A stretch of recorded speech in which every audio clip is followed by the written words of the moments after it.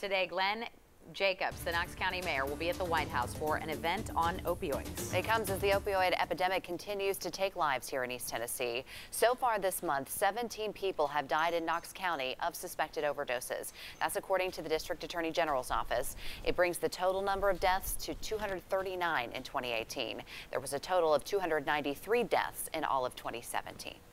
Senator Lamar Alexander also set to be at the White House today as an opioid bill is signed into law. Congress recently passed bipartisan legislation to combat the opioid crisis. It aims to keep dangerous opioids from coming to the U.S., increases research and development of non-addictive painkillers, and provides better access to treatment. Senator Alexander says it's a big step in fighting the epidemic.